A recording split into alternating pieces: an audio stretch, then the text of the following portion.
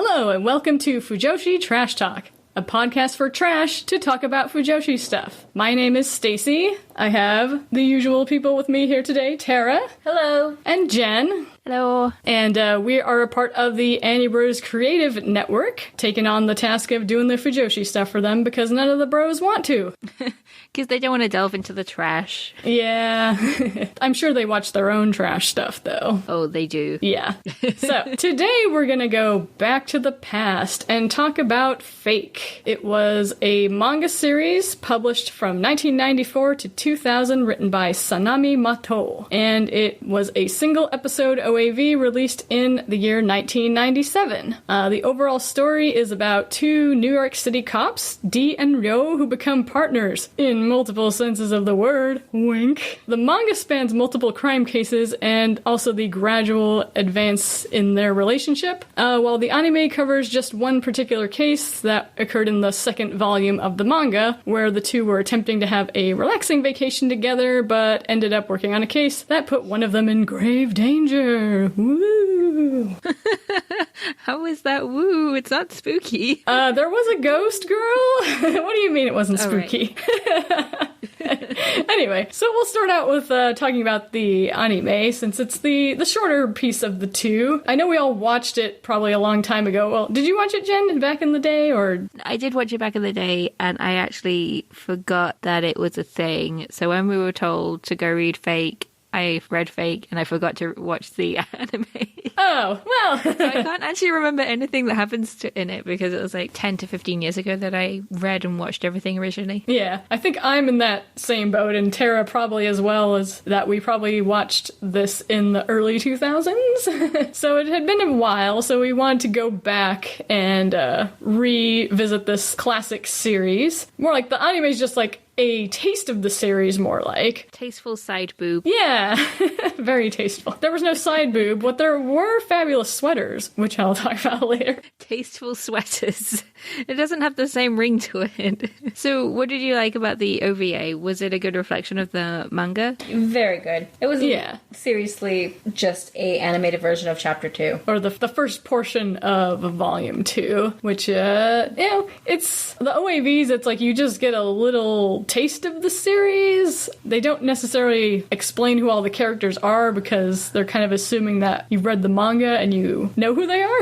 Because, like, characters like D and Ryo, they give a little bit more to those two because they're the main two guys. Characters like Cal and Biki, the kids, it's like, well, if you're just watching the anime, you may not know who they are. They're just a couple of kids that seem to know these guys and then follow them to England because they want to hang out and stuff. And the other one is, if you aren't aware of the series and the love interest, then the third guy who shows up would make no real sense to you. This is not an anime you can just pick up and watch without having kind of an idea. Otherwise, some of it just doesn't make sense and you just have to go along. Yeah, I think they generally made these like short OAVs for people who are already fans mostly, rather than trying to gain new fans, because Gravitation had a similar thing before they put out the TV series. They had a 2-episode OAV, and that was a similar thing where it just kind of jumped into the story without explaining who the characters were. It's like, okay, well, this is happening and they're doing stuff, and you better catch up. So if you really want to get into this classic BL, you really need to start with the manga and watch the OAVs for like extra bonus materials. Yeah, I mean, it's not really even bonus. It's more a short adaptation of one part of the story. So I guess it's more if you enjoy it and you want more, then there is more in the OVAs, but it's just to repeat the same story. Yes, I would say it's kind of it's just a short taste of it, and if you want the full story, you definitely need to read the manga on that one. But it does look, I would say it looks very nice. I mean, I'm eternally running in the 90s, so this 90s style animation was totally up my alley. The music also very much brought me back to the 90s, which I enjoyed. Like the openings and ending, it's like, this definitely sounds like the time period that it was made. And the voices too, it was several guys in there that have been longtime favorites of mine, like Tomokazu Seki, he played D in this. He played Shuichi in Gravitation, which is kind of an interesting contrast. Like in one he's playing the seme, and the other one he's playing the uke. So he has some range, but I already know that. He does all sorts of roles. I don't know if he still does. I know he did a lot in the 90s. If he's still acting today, I like to hear him in more things. Acting in the 90s. Actually, there was a couple of characters in the anime that are not actually in the manga, more to fill out the story and kind of give it a backstory. But they're minor characters. Basically, they gave us red shirts to kill off. Was that what the girls? Yep. Yeah, there was in the anime there was two girls staying at the hotel that D and Ryo were at, and they were basically there to have more murder victims, I suppose. Just to kind of set up what the motive of the killer was, which was anybody who's Japanese or partially Japanese. And one of them was voiced by another actress who's done a lot of things. Kikuko Inoue, who played people such as Belle Dandy back in Oh My Goddess. I've definitely felt a blast from the past watching this, because a lot of these actors, I don't hear them as much anymore. Of course, I don't also watch a lot of current shows, so it's like maybe I'm just not watching things, and they are still active, but... Well, this is also 20 years ago. Yes, indeed. Wow. Almost 30. Yeah, that's depressing. Yeah, the manga started in 1994, so that puts it at 24 years ago now. And the OVA was 1998. Yeah, so the 20th anniversary! This was a timely review, right? It was very classic of the 90s styles. Very classic, very similar to Trigun, Cowboy Bebop. Just with guys making out instead. That art style of the 90s, very, very... It didn't really stand out. It's very the same. Mm-hmm. Yeah. I guess pretty common art style for that time period, but one that will appeal to people, I think, who like the 90s stuff. Will it appeal to the kids these days? I don't know. That's another question. What do you think, Jen? You're the young one. I think it'll appeal to people who like the manga. But it is also a product of its time, like even the manga is, but that's not necessarily a bad thing because it gives you a look at the style. Mm-hmm. I do want to say that quickly, you said that Seki Tomokazu is one of your favorite voice actors. Yes. Turns out he voiced Sakura's elder brother in Cardcaptor Sakura, including the now airing new season of Cardcaptor Sakura. So he is still active. All right. Well, good to know. And playing more gay characters. He played a lot of characters I actually know. Like, he was in Genshiken and Great Teacher Onizukai. Oh, I suppose that was old as well. I know. Yeah, it's like, see, he was in these current things like, wait, GTO? That was just like a couple years ago, right? That was an awesome show. Still one of my favorites. Oh, yeah. He played the main character in Psycho Pass, and Psycho Pass was a new show. Okay, so yes, Tomokazu Seki, still holding it down. Alright, so we will move on now to discussing the manga of Fake. What are your general impressions of it? Jen, what do you have to say? It's interesting going back and rereading it after so much time, because first of all, when I first read it, it was when I was first getting into Japanese culture and anime and manga, and a friend of mine had all of the volumes, so I don't even remember she had all of them at that time, but we'd read them, and then when the new one was released, we'd go to the bookshop and buy it okay. in English. Tokyo and so Pop. It was interesting going back after all this time. Yeah.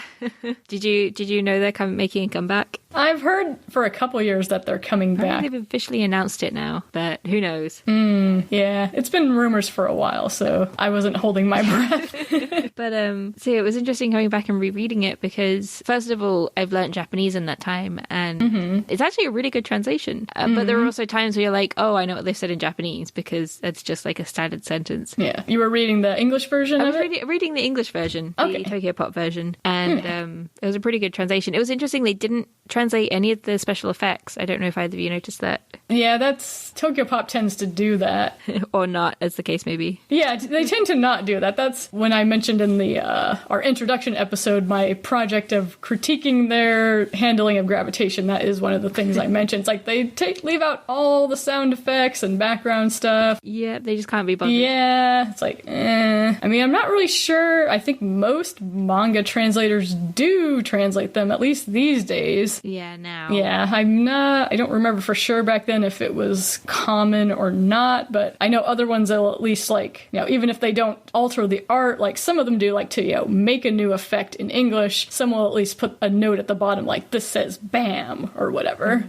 Another couple of interesting things I picked up on was how, well, first, it seemed like it was pretty common at that time to base BL characters in America and abroad because it wasn't socially acceptable in Japan. Mm-hmm. I was also thinking of New York as another example. And also how I never noticed before, but D is bi. Yes. Like, they're always, like, either gay or straight, but I can't remember many characters where they're bisexual, and that was fantastic to realize. Yeah, it is one of the rare things where he actually comes out and says it. It's not just one of these things, like, you know, where it's like, oh, well, we know this guy has dated girls as well, but now he's dating a guy. Like, D comes out and says, no, I'm bisexual. It's like, so that's kind of a cool thing. And for people, younger ones, at that time period, especially in that manga genre, like, that was very rare. Mm-hmm. It's much more common nowadays for people to come out and saying they're bi or whatever. But back then, you didn't. You were gay, you were straight. And even if you were making out with a guy, you could still claim you were straight.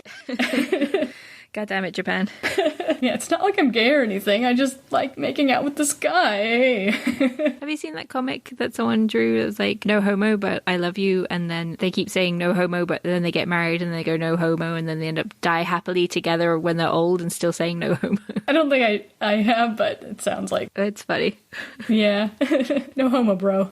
Yeah, what did you think of, like, going back to it after all these years? Well, I think I did read Tokyo Pop's translation back when I first read this, but this time I went through it in Japanese, since I have all the volumes in Japanese. Ooh. Yeah, it's kind of how I remember it, I think. What I kind of remembered in my head was that there's parts where it kind of follows a formula for the most part. Like, each chapter, you know, they'll have a case, and they'll solve the case, and then at the end, they'll start making out, and then something will interrupt them, like Cal and Vicky will wander in, or the phone will ring, or some of them will have a reason to stop. It's like, ugh. Oh, it's so funny, because they can never get anywhere. I know. So, I did enjoy it, though I do recognize that it was a bit formulaic in that sense, that it kind of did the same thing. But they still had kind of interesting, like, having the police angle to it was an interesting thing, too. Like, it's not just a romance, it's also crimes going on and they're solving stuff. Although that's interesting, going back to the anime. Like, they're in England, they're New York cops, but they're gonna solve the murder. And England police apparently have no issue with this. Yeah. That's true, yeah. The only people working on the case was the other cop, or detective, who was there. And then, well, D was trying not to get involved in the case, but once he thought Ryo was in danger, he's like, oh, no. I'm getting involved. Gotta go rescue my man.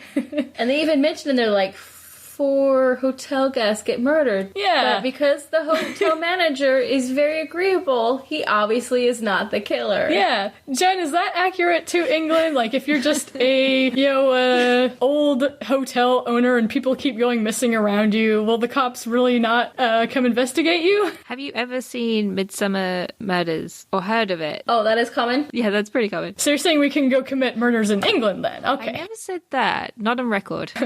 I feel like that's mostly just like a product of its time. Like, that was 90s media was very much formulaic. Monster of the Week, cheesy, but I really like that about Fake, how it was just so 90s.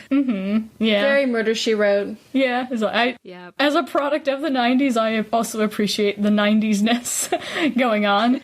Though throughout the manga, I did get frustrated at the lack of progress, and that it was usually the same gag interrupting it every time. It's like, oh, the kids wandered in. Oh, but I mean, there was a couple times it was other reasons, but usually it was someone walks in on them and they stop making out. I definitely think that's changed in, like, we see more manga now, more stories in shoujo and in BL and in other genres where they actually start the relationship at the beginning, and then it's about the relationship, like Dokyusei, which we looked at last, Classmates, which we looked at last episode, that it is about the relationship more than will they, won't they, oh no, they keep getting interrupted and they're not going to progress. What happens next? Buy the next volume. Well, though another funny thing about it is that at the end of most of the volumes, they would have those flash forwards with Cal and Bicky getting together, and in those, Dee and Ryo are a couple, so it's like, okay, you know they're going to get together, because in the flash forwards they are a couple, but it's like, when is it going to happen, though? Yeah. And it turns out you have to wait till the last volume of Fake for them to get past the making out stage into the oh yeah stage.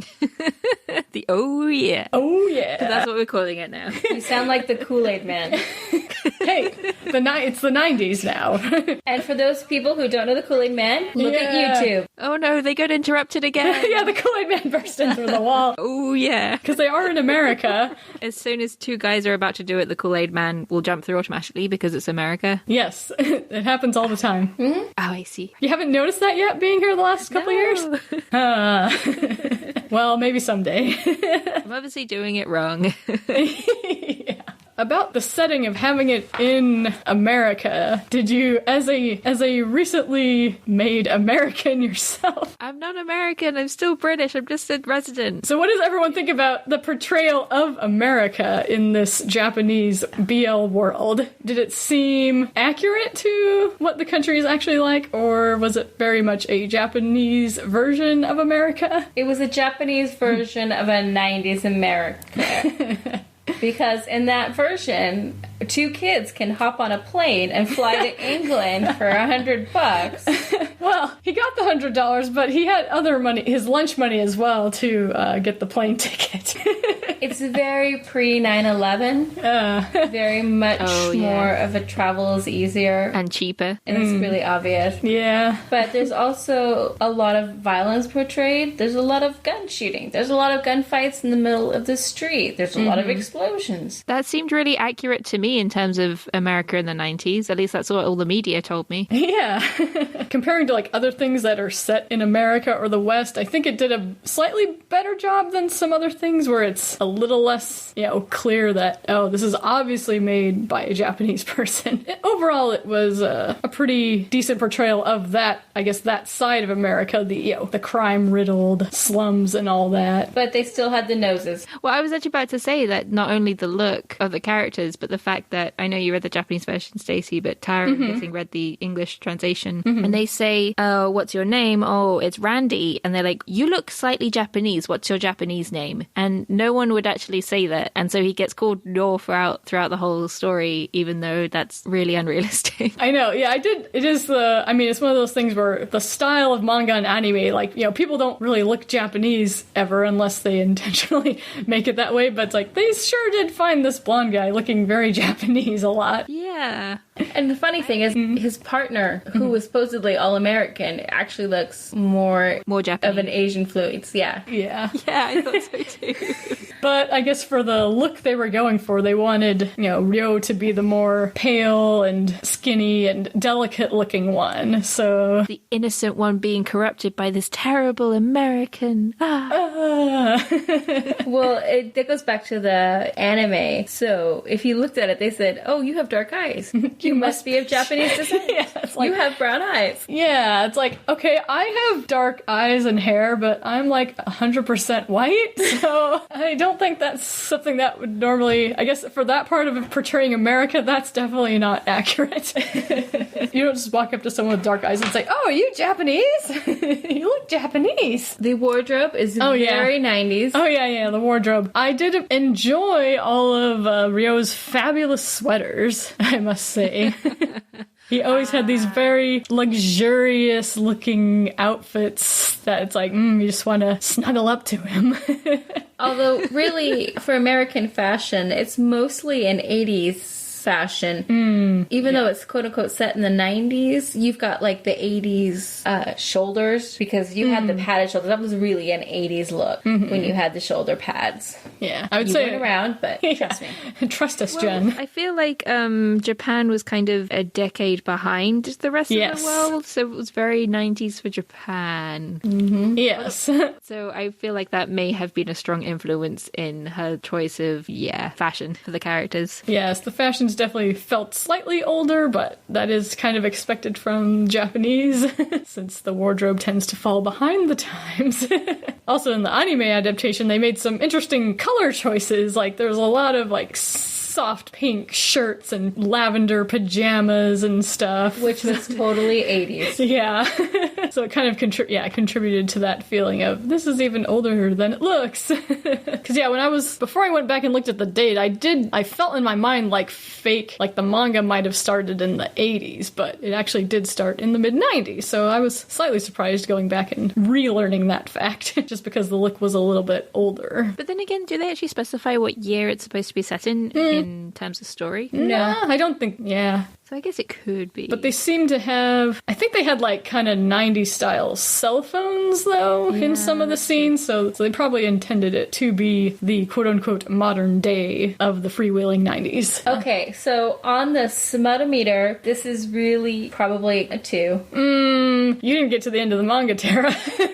It definitely gets farther once. Yeah, I'd bump it up to I guess it would be like a 2 at the start and then bump it up to a 4. What is this out of? Is the smutometer out of 5 or out of 10? Out of 10. Okay, just checking. Yeah, I'd say 5 then, towards the end. Yeah. At the very end, in the last volume, there are 2 scenes where they finally do it. Oh, yeah. I'd say It is now a ooh, yeah. Yeah, where they finally, oh yeah. I'd say the first of those 2 scenes is fairly chaste. The last one you get full nudity but no view of genitals. So I guess... Because it's BL from the 90s. Yeah. So that even BL now sometimes just forgets to draw that section. Yeah. I think they did have one part where it's like, oh, his hand is on something, but we're not fully drawing what body part his hand is on. So what is that? I guess 6 eggplants out of 10?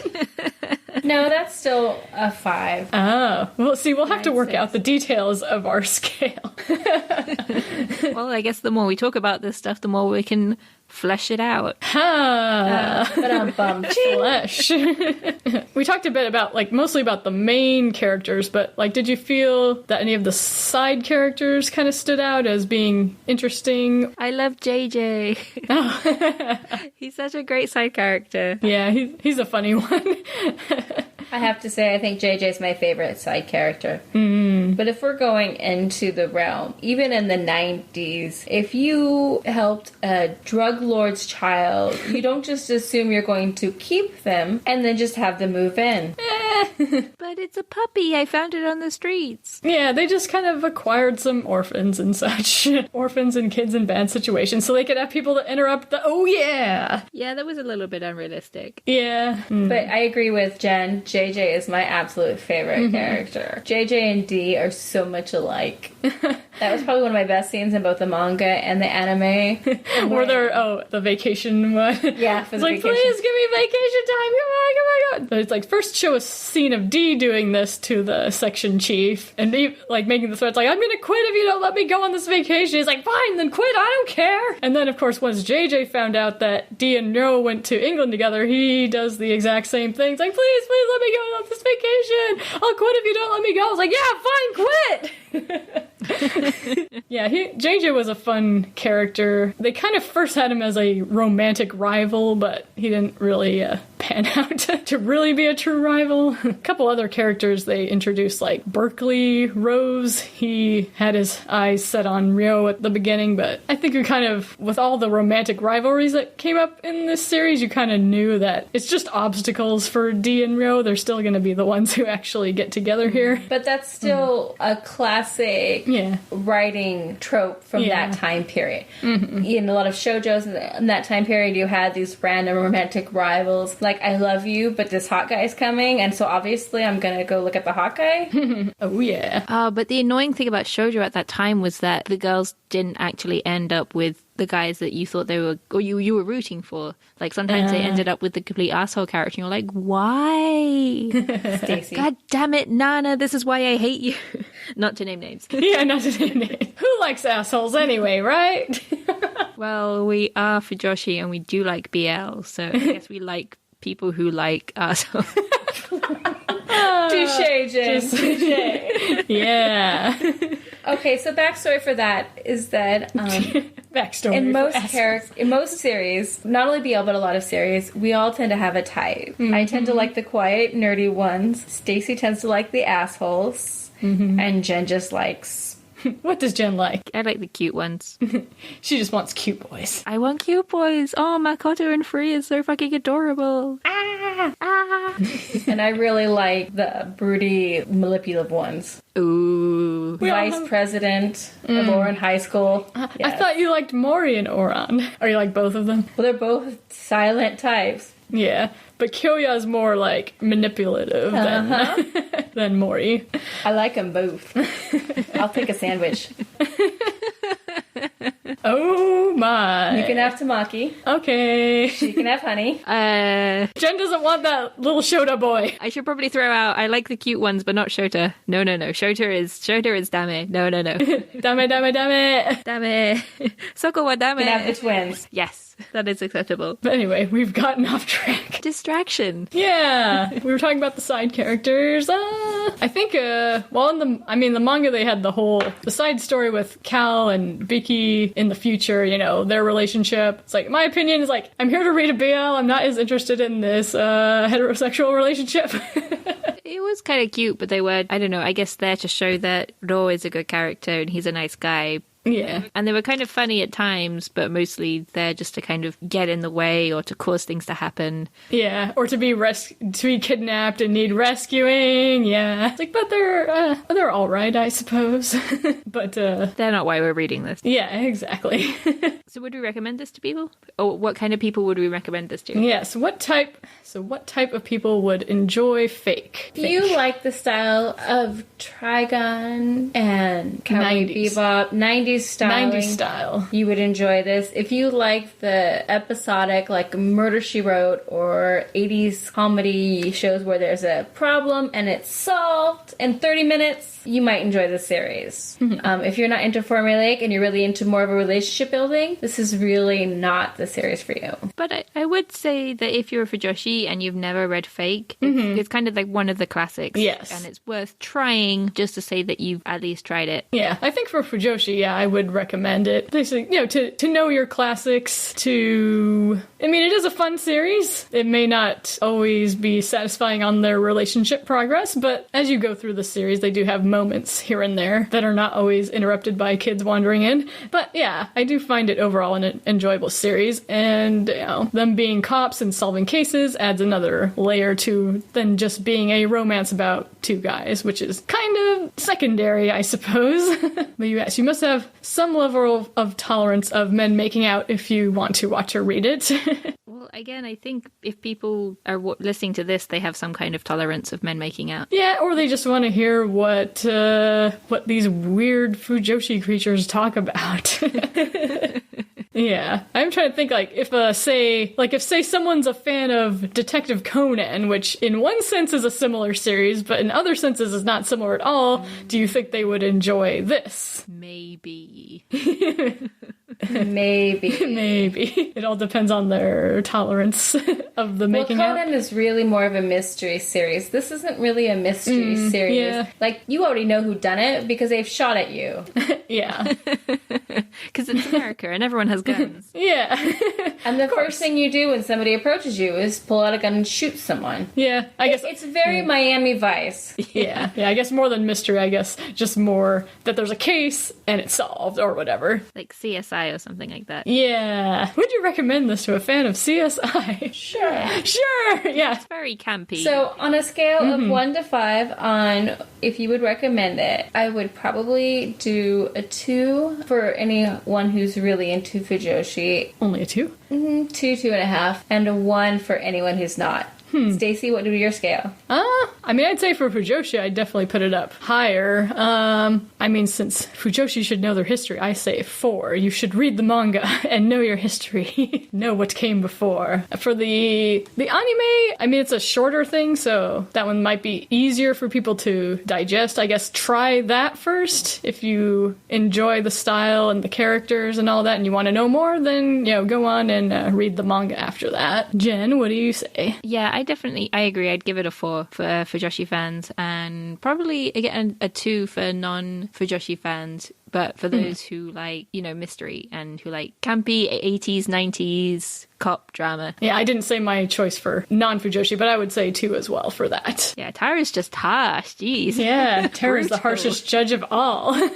And then once you finish Fake, there's Fake Second, which came out 10 years after. Oh, right. Yes, I actually haven't read the sequel to this. Well, we'll have to do that and do that another time. Yes. Not that I planned that at all. Not like I want to read it or anything. Was that one ever brought over translated, or was it only released in Japanese? Tokyopop was dead by that point. Oh, okay. So I think it may have only been released in Japanese or sneakily put online. Wink, we'll wink. have to find out and see if there is a legal version of it. Yes. So from here, I guess we will plan to, at some point, read the rest of the manga and see how it compares. And if it's all in Japanese, you'll read it to me. Yeah, and we'll do a live translation for Tara. Possibly with acting out scenes. We'll see. Ooh, maybe we could get Josh and Wesley. Oh, yes! Mwahaha. They'll never hear this. Mwahaha. So we can plan it and we can put it in, it's not writing, but in audio form that this is going to happen. How do we seem to end up shipping our friends every single episode, or in this case, our husbands? I don't know. It just happens. It's an accident, I swear. Yeah, we didn't mean to. It's just in our trashy nature. All right, so that will wrap up our discussion for today. We hope you will join us next time either for future Fujoshi Trash podcasts. You can find them on AnnieBrodesCreative.com. Along with our show, we also have Real Japan, Otafu Susume, and the regular Annie Bros as well. You can also check us out on Facebook and Twitter if you are so inclined. Thank you for listening. See you next time.